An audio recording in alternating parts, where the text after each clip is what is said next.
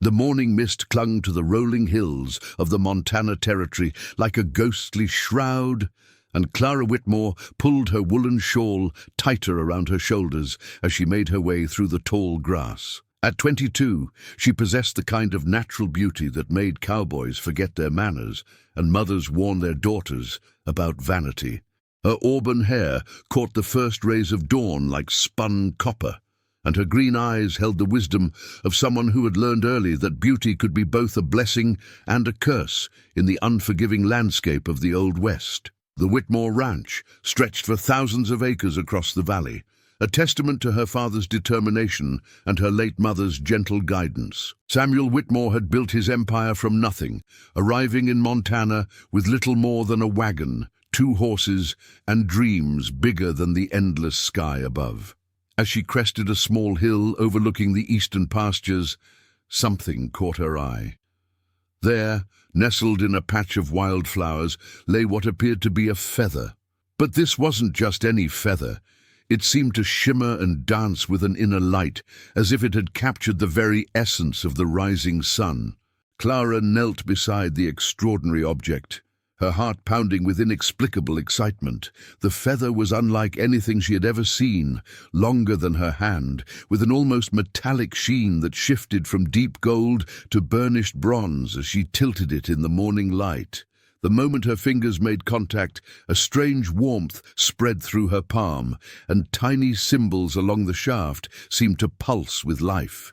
As she made her way back to the ranch house, the feather carefully tucked inside her leather satchel, Clara couldn't shake the feeling that her life had just taken a dramatic turn.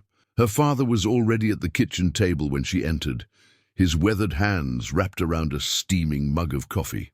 Samuel Whitmore was a man in his 50s, with graying hair and kind eyes that had seen both triumph and heartbreak. "You're up early this morning, darling," he said, looking up from the territorial newspaper. "Everything all right?" Clara hesitated for a moment, her hand instinctively moving to the satchel at her side. "I found something interesting during my walk, Pa." She carefully withdrew the golden feather, and even in the relative dimness of the kitchen, it seemed to glow with its own inner radiance. Samuel's coffee mug froze halfway to his lips, his eyes widening in recognition and concern. "Clara," he said slowly, setting down his mug with deliberate care, "where exactly did you find that?" "Up on the eastern ridge, near the wildflower patch." "Pa, you look like you've seen a ghost. Do you know what this is?" Samuel studied the feather with the careful attention of a man who had spent decades learning to read signs in a land that could kill the unwary.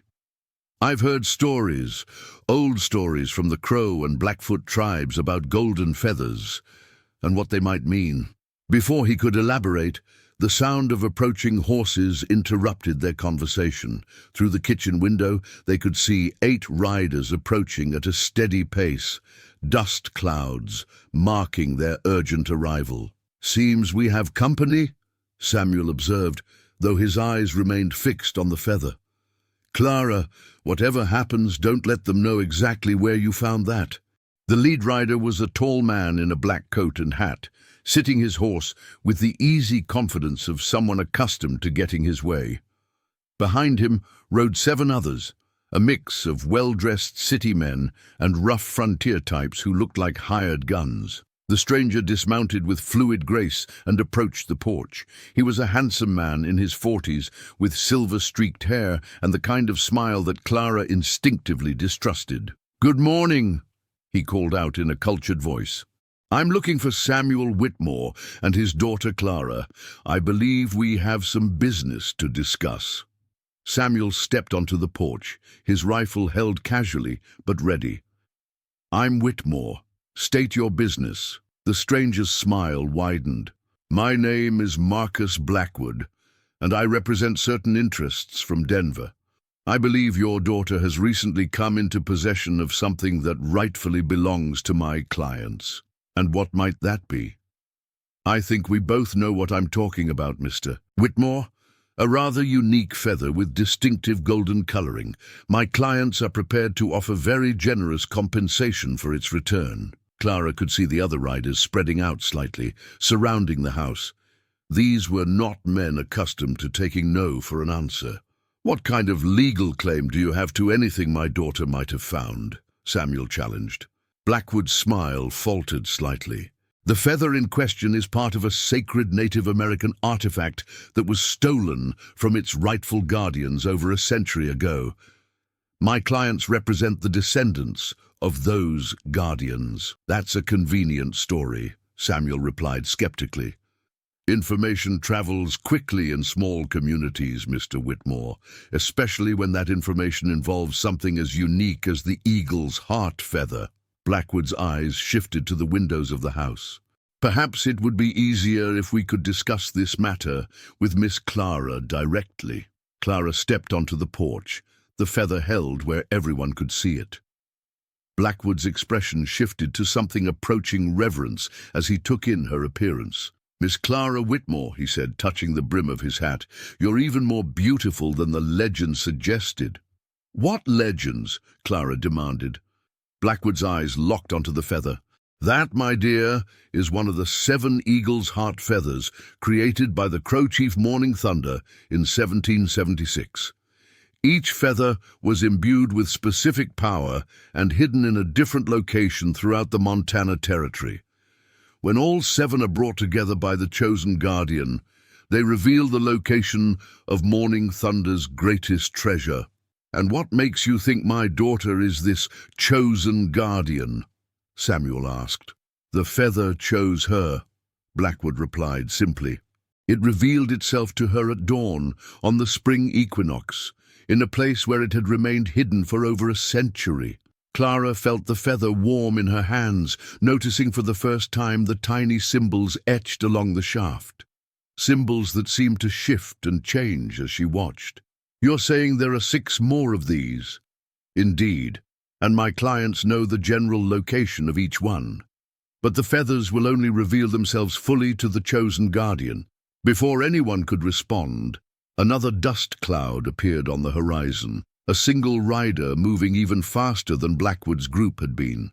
The rider resolved into a young Native American man on a paint horse, riding as if his life depended on it.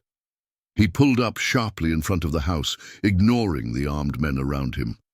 "You must be Clara Whitmore," he said, focusing entirely on her. "My name is Joseph Thunderhorse. I'm the great-great-grandson of Chief Morning Thunder, and I'm here to warn you. That feather you found is going to get you killed if you don't trust the wrong people." Blackwood's hand moved to his gun. "Now, see here." Joseph's dark eyes flashed. "They're not the only ones looking for Morning Thunder's treasure, and they're definitely not the most dangerous." He looked directly at Clara. "The stories Blackwood told you are true, but incomplete. Morning Thunder didn't create the feathers as keys to treasure. He created them as protectors of sacred burial grounds." Clara felt the feather pulse in her hands, warmer now than before. "What exactly am I supposed to be protecting?" "The burial ground of Morning Thunder himself, along with the remains of 12 other chiefs and their sacred possessions. The feather you found was placed there as a sentinel. It's meant to warn potential threats away, not lead them to treasure." "Even if that were true," Blackwood interjected, "it doesn't matter now. The feather has been found, which means we can determine the location." "No," Joseph said firmly. "You can't. Because the feather only reveals the true location to someone it has chosen." As if to confirm his words, the feather suddenly blazed with light so brilliant that everyone stepped back, shielding their eyes. Clara found that she could look directly at the radiance without discomfort, and in that moment she experienced visions that changed everything. Images flashed through her mind, not her own memories, but ancient ones. She saw Morning Thunder standing on a high cliff, holding 7 feathers that burned with inner fire. She saw sacred caves hidden behind waterfalls, burial chambers filled with the remains of warriors and their precious possessions. And she saw a darkness spreading across the land, bringing men who would stop at nothing to claim what was not theirs. When the vision ended, Clara understood with perfect clarity what was expected of her. "The burial grounds are in danger," she said softly, "and I'm the only one who can protect them." The sound of approaching horses grew louder as more dust clouds appeared on the horizon. Joseph's face darkened with realization. Word is spreading fast. By sunset, there could be 50 armed men in this valley, all convinced that you hold the key to unimaginable wealth. Clara looked around at the faces surrounding her, her father's love and concern, and Joseph's respect and hope. The vision had shown her something crucial. Morning Thunder hadn't just created the feathers to protect one burial ground. He had created them to protect 7 different sites throughout the territory. If treasure hunters get their hands on even one feather, they'll be able to find and desecrate all 7 burial grounds, she said, her voice growing stronger with conviction. Blackwood's expression had grown increasingly dangerous. "Miss Whitmore, you're going to give me that feather. My clients have invested too much time and money to be turned away by superstitious nonsense." "Your clients are going to be disappointed," Clara replied, her green eyes flashing, "because I'm not giving you anything." Blackwood's hand moved to his gun, but Joseph Thunderhorse stepped between them. The young Crow warrior's hand rested on the knife at his belt. "You'll have to go through me first," Joseph said quietly. Samuel moved to flank Joseph, his rifle ready. "And if you think I'm going to let anyone harm my daughter, Mr. Blackwood, you're about to discover just how wrong you can be." Blackwood assessed the situation with cold calculation. His 8 hired guns against 3 determined defenders. The odds weren't terrible, but more unknown parties were approaching, and the situation was becoming unpredictable. "This isn't over," he said finally, stepping back toward his horse. "My clients will send more men, better armed and less concerned with your welfare." As Blackwood and his men rode away, Joseph turned to Clara with deep respect. "You realize what you've just committed yourself to? They'll keep coming until they get what they want, or until they're convinced the cost is too high." "I understand," Clara said, though her voice carried a slight tremor. "But the vision showed me what will happen if the burial grounds are desecrated. There are powers at work here that could be dangerous if they fall into the wrong hands." Samuel looked at his daughter with concern. "What do you need from us, darling?" Clara studied the feather in her hands, feeling its warmth and sensing the responsibility it represented. "I need to understand more about the other feathers and where they're hidden. If Morning Thunder truly chose me to protect all 7 burial grounds, then I need to learn how before more treasure hunters arrive." Joseph nodded approvingly.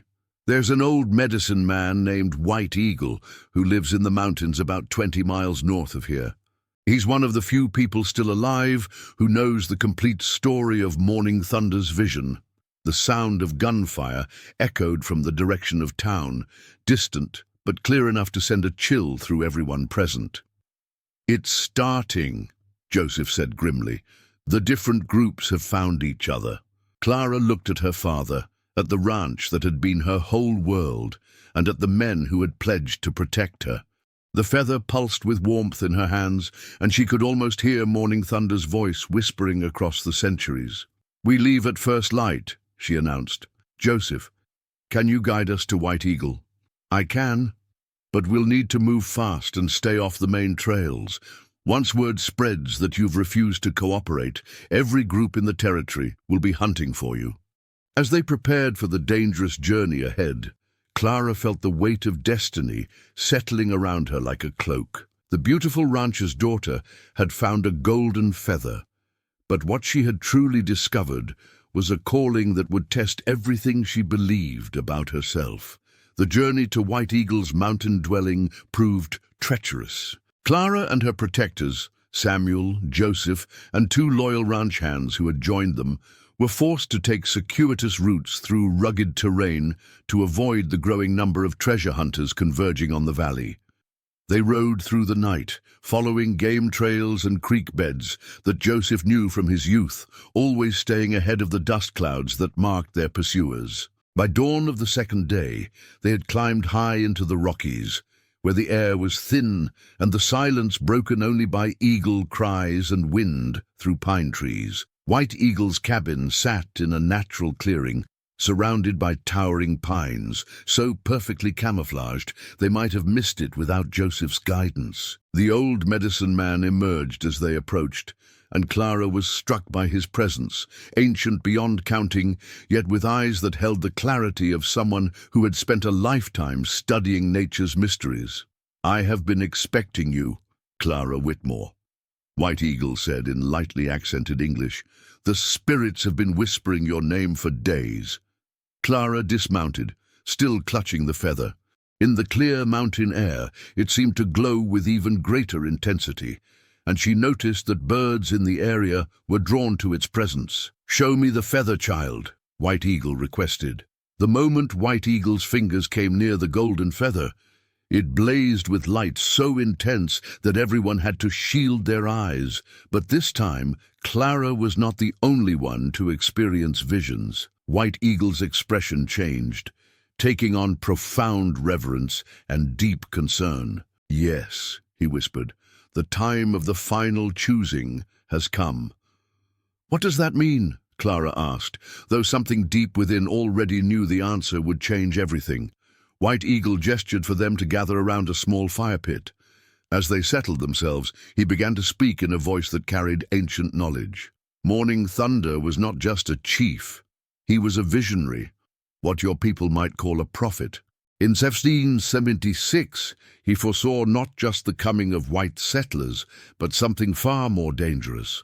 He saw a time when spiritual barriers between worlds would weaken, when disturbing sacred burial grounds could unleash forces that would threaten all life in this region. Samuel, practical rancher that he was, struggled with concepts that seemed to belong in fairy tales. Why Clara? Why was she chosen? Because she possesses something Morning Thunder saw in his vision, a pure heart combined with the strength to make hard choices. The feather would not have revealed itself to someone unworthy. White Eagle stood and retrieved a leather pouch from his cabin, returning with a detailed map drawn on buffalo hide, marked with symbols that matched those on Clara's feather. "This is Morning Thunder's true legacy," he said, spreading the map before them. "Not treasure locations, but the positions of 7 sacred burial grounds and the spiritual forces that protect them. Each feather can either strengthen those protective forces or destroy them entirely." Clara studied the map, and as she did, the symbols on her feather began to glow more brightly. Suddenly, she could read the markings that had seemed incomprehensible before. "I can understand it," she whispered in amazement. "The symbols are showing me where the other burial grounds are hidden. And that," White Eagle said solemnly, "is both your gift and your burden. You now have the power to protect all 7 sites, or to lead others directly to them." The sound of approaching horses suddenly reached them. Joseph tensed, scanning the forest.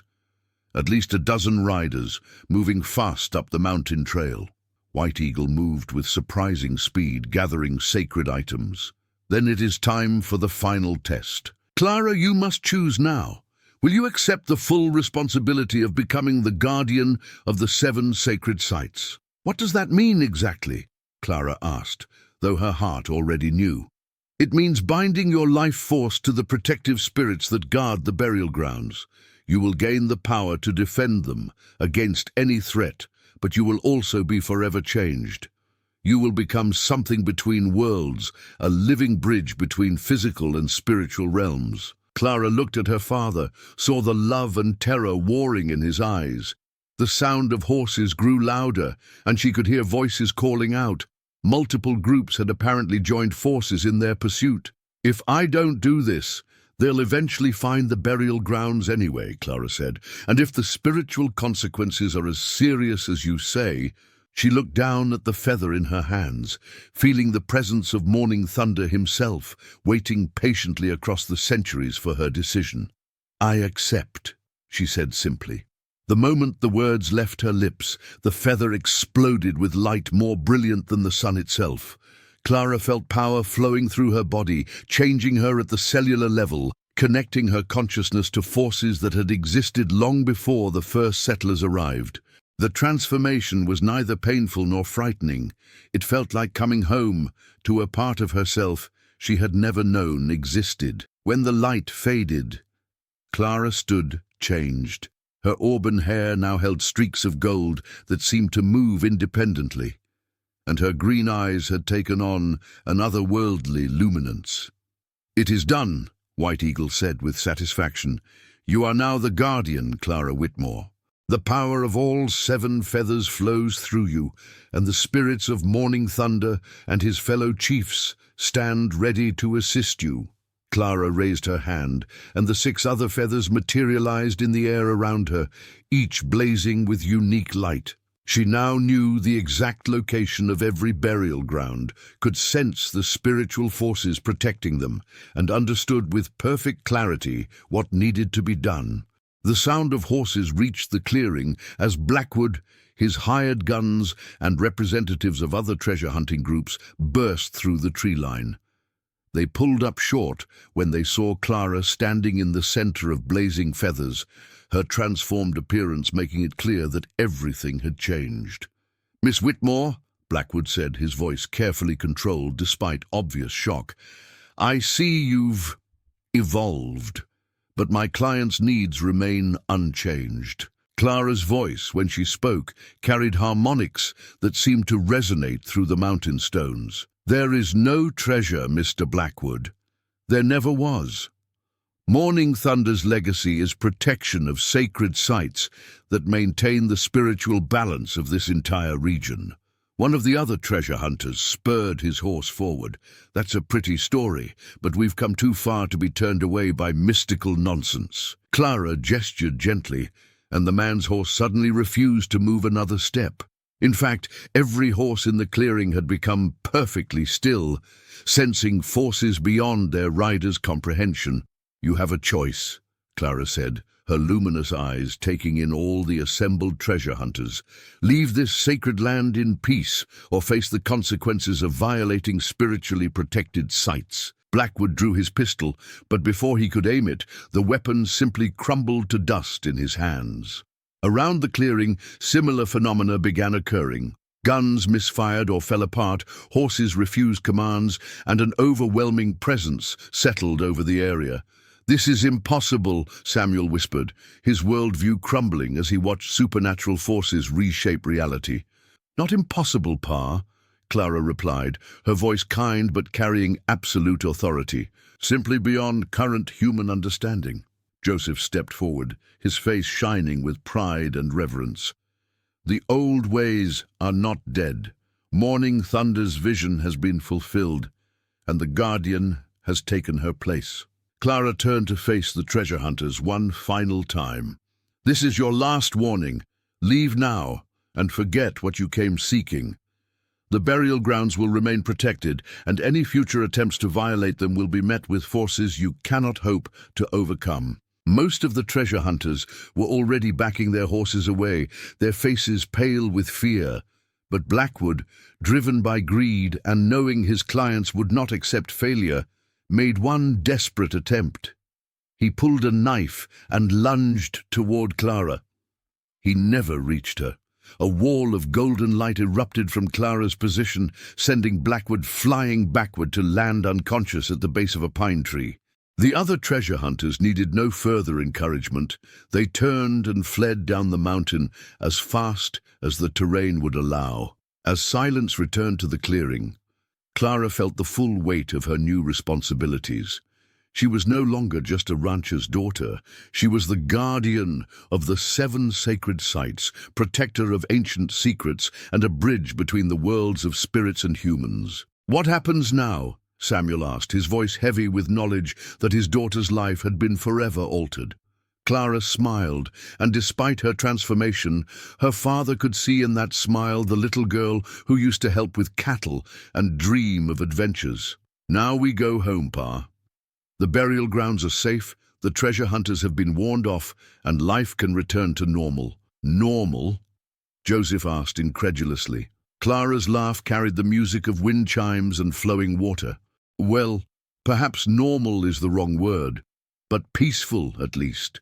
The feathers will continue to protect the sacred sites, and I'll be there to ensure that protection remains strong." As they prepared to leave White Eagle's mountain sanctuary, Clara took one last look at the map of the 7 burial grounds. She could sense the spiritual forces protecting each site, could feel the gratitude of the ancient chiefs whose remains lay undisturbed, and could hear Morning Thunder's voice across the centuries, thanking her for accepting a destiny she had never asked for, but was always meant to fulfill. The beautiful rancher's daughter had found a golden feather, and in doing so, had discovered that some discoveries changed not just the finder, but the entire world around them. The treasure hunters had sought gold, and found instead a force they could neither understand nor overcome. The sacred burial grounds remained protected, the spiritual balance was maintained, and Clara Whitmore had become something far greater than she had ever imagined possible. As they rode down the mountain toward home, the 7 feathers circling protectively around her, Clara knew that her adventure was far from over.